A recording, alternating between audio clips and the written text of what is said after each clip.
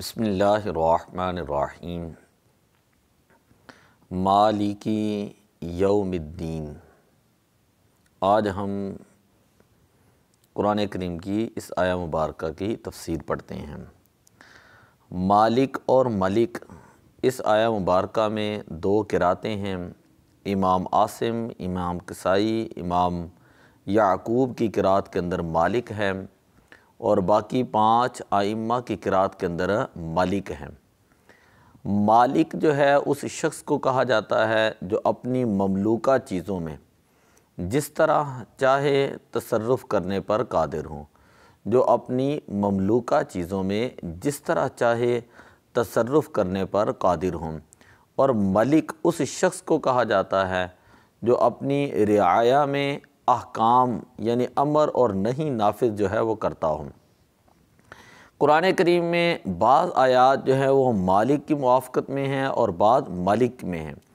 جیسے اللہ تعالیٰ نے ارشاد فرمایا قل اللہم مالک الملک تؤتی الملک من تشاء وتنزع الملک ممن تشاء، کہ فرما دیجئے کہ اے اللہ ملک کے مالک، تو جسے چاہتا ہے ملک دیتا ہے اور جس سے چاہتا ہے ملک چھین لیتا ہے، تو جسے چاہتا ہے عزت دیتا ہے اور جس کو چاہتا ہے ذلت میں مبتلا کرتا ہے۔ دوسری جگہ پر ارشاد فرمایا یوم لا تملک نفس لنفس شیئا والامر یومئذ للہ، کہ یہ وہ دن ہے جس میں کوئی شخص کسی شخص کے لیے کسی چیز کا مالک نہیں ہوگا۔ تو اب ان دونوں آیتوں میں جو ہے وہ لفظ مالک جو ہے اس کی تائید ہوتی ہے۔ دوسرا ہے ملک، اللہ تعالیٰ نے ارشاد فرمایا الملک یومئذ للہ یحکم بینہم، اس دن صرف اللہ ہی کی بادشاہی ہوگی، وہی ان کے درمیان فیصلہ فرمائے گا۔ قل اعوذ برب الناس مالک الناس، آپ فرما دیجئے کہ میں تمام لوگوں کے رب، تمام لوگوں کے بادشاہ کی پناہ کے اندر آتا ہوں۔ تو مالک جو ہے وہ بادشاہ کے معنی میں ہے، اور مالک اسی شخص کو کہا جاتا ہے جو اپنی مملوکہ چیزوں میں تصرف کرنے پر قادر ہوں۔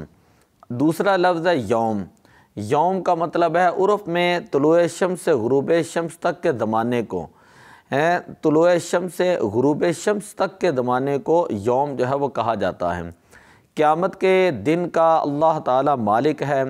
قیامت کے دن کی مقدار کیا ہے؟ قرآن کریم کے اندر اللہ تعالیٰ نے ارشاد فرمایا تعرج الملائکۃ والروح الیہ فی یوم کان مقدارہ 50,000 سنہ، کہ جبریل امین اور فرشتے اس کی طرف عروج کرتے ہیں، جس دن عذاب ہوگا اس دن کی مقدار 50,000 سال ہوگی۔ حضرت ابو سعید خدری رضی اللہ تعالیٰ عنہ روایت کرتے ہیں کہ عرض کیا گیا یا رسول اللہ، قرآن مجید میں اس دن کے متعلق ہے کہ وہ 50,000 سال کا ہوگا، یہ دن کتنا لمبا دن ہوگا۔ رسول اکرم صلی اللہ علیہ وسلم نے ارشاد فرمایا قسم ہے اس ذات کی جس کے قبضہ قدرت کے اندر مجھ محمد صلی اللہ علیہ وسلم کی جان ہے، مومن پر اس دن میں تخفیف کی جائے گی، حتیٰ کہ وہ جتنی دیر میں دنیا میں فرض نماز پڑھتا تھا اس پر وہ دن اس سے بھی کم وقت میں گزرے گا۔ یعنی مومن جو ہے وہ دنیا کے اندر جتنی دیر میں فرض نماز پڑھتا تھا، قیامت والا دن اس کے اوپر جو ہے اس سے بھی کم وقت کے اندر جو ہے وہ گزر جائے گا۔ مسند ابو یعلا۔ اور دوسری روایت جو ہے حضرت ابو سعید خدری رضی اللہ تعالیٰ عنہ سے فرماتے حضور علیہ الصلاۃ والسلام نے ارشاد فرمایا کافر کے لیے قیامت کا دن 50,000 برس کا مقرر کیا جائے گا، کیونکہ اس نے دنیا میں نیک عمل نہیں کیے۔ مسند امام احمد جلد نمبر 3 صفحہ نمبر 75۔ عدل و انصاف کا تقاضا یہ ہے کہ جو لوگ دنیا میں نماز پڑھتے ہیں وہ نماز کے اندر اس قدر مشغول ہوتے ہیں کہ انہیں ارد گرد کی کسی چیز کی خبر ہی نہیں رہتی۔ جیسے حضرت امام اعظم ابو حنیفہ رحمۃ اللہ تعالیٰ علیہ، آپ نماز پڑھ رہے تھے تو مسجد کی چھت سے سانپ گرا، ہر طرح افراتفری جو ہے مچ گئی، مگر وہ اسی کیفیت کے اندر جو ہے وہ نماز ادا کرتے رہے۔ تو ایسے ہی کاملین کی یہ جزا ہوگی کہ قیامت کے دن ان کو فی الواقع اللہ تعالیٰ کا دیدار عطا کیا جائے گا، اور جب ان کو دیدار الہی عطا کیا جائے گا تو وہ اس کے دیدار میں ایسے مستغرق ہوں گے کہ قیامت کے ہنگامہ خیز 50,000 برس جو ہیں ان کے اوپر ایسے گزر جائیں گے جیسے کہ ایک نماز کا وقت گزرتا ہے۔ یعنی اللہ تعالیٰ کے دیدار کے اندر وہ اس قدر مستغرق ہوں گے کہ 50,000 سال کا دن جو ہے وہ ان لوگوں کے اوپر ایسے گزرے گا جیسے کہ ایک نماز جو ہے وہ پڑھی جاتی ہے اور ایک فرض نماز کی مقدار میں جتنا وقت ہوتا ہے۔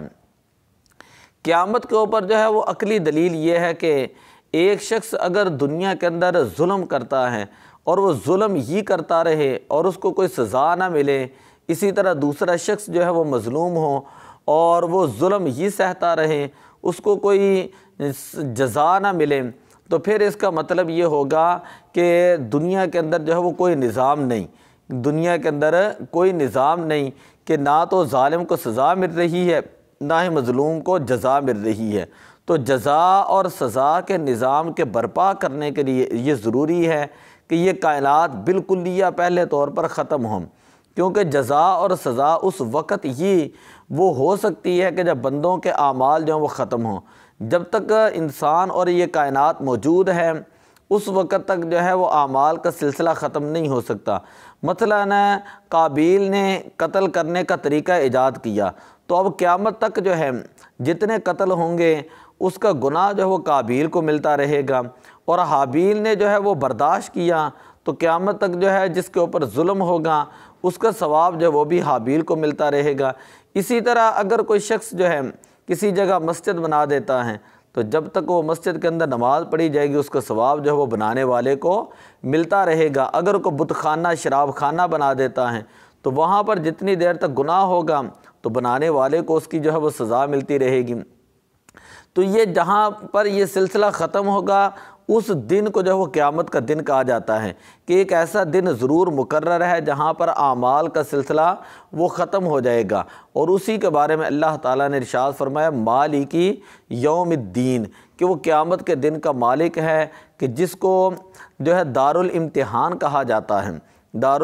دنیا جو ہے وہ دارالامتحان ہے، امتحان گاہ ہے، کمرے کے اندر جس طرح لوگ بیٹھتے ہیں اور اس کے بعد ان کا جو ہے وہ کوئی رزلٹ آتا ہے، تو اسی طرح یہاں پر اللہ تعالیٰ نے ارشاد فرمایا لیجزی الذین اساءوا بما عملوا ویجزی الذین احسنوا بالحسنی، تاکہ برے کام کرنے والوں کو ان کی سزا دے اور نیکی کرنے والوں کو اچھی جزا دے۔ اسی طرح اللہ تبارک و تعالیٰ نے ارشاد فرمایا ام حسب الذین نجترح السیئات ان نجعلہم کالذین آمنوا وعملوا الصالحات، کیا برے کام کرنے والوں نے یہ گمان کر لیا ہے کہ ہم ان کو ان لوگوں کی طرح کر دیں گے جو ایمان لائیں اور انہوں نے نیک کام کیے کہ ان سب کی زندگی اور موت برابر ہو جائے گی؟ وہ کیسا برا فیصلہ کرتے ہیں۔ اسی طرح فرمایا افنجعل المسلمین کالمجرمین ما لکم کیف تحکمون، کیا ہم فرما برداروں کو مجرموں جیسا کر دیں گے؟ تمہیں کیا ہوا کہ تم کیسے فیصلے کرتے ہو؟ خیر اتنی بات تو یہ سمجھ آئی کہ جزا و سزا کے لیے اللہ تعالیٰ نے قیامت والا دن جو ہے وہ مقرر کیا ہے۔ اب دنیا کے اندر بعض اوقات ایسے ہوتا ہے کہ کئی لوگ ایسے ہوتے ہیں وہ بدکار ہوتے ہیں اور ان کی بدکاریوں کی وجہ سے ان کو جو معمولی کو نقصان ہو جاتا ہے وہ سمجھتے ہیں کہ اب دنیا ہی کے اندر ہمیں سزا مل گئی۔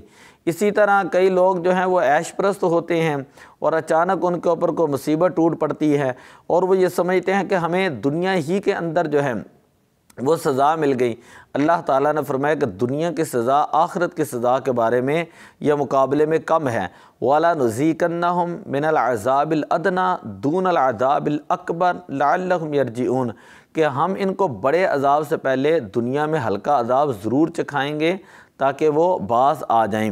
اور قرآن پاک میں اللہ تعالیٰ نے فرمایا فَمَن يَعْمَلْ مِثْقَالَ ذَرَّةٍ خَيْرٍ يَرَهُ وَمَن يَعْمَلْ مِثْقَالَ ذَرَّةٍ شَرٍّ يَرَهُ، کہ قیامت والے دن جو ذرا برابر بھی نیکی کرے گا وہ اس کی جزا پائے گا، اور جو ذرا برابر بھی برائی کرے گا وہ اس کی سزا پائے گا۔ دعا ہے کہ اللہ تبارک و تعالی ہمیں نیک اعمال کرنے کی توفیق عطا فرمائے اور اللہ تعالی ہمیں نافرمانیوں سے بچنے کی توفیق عطا فرمائے۔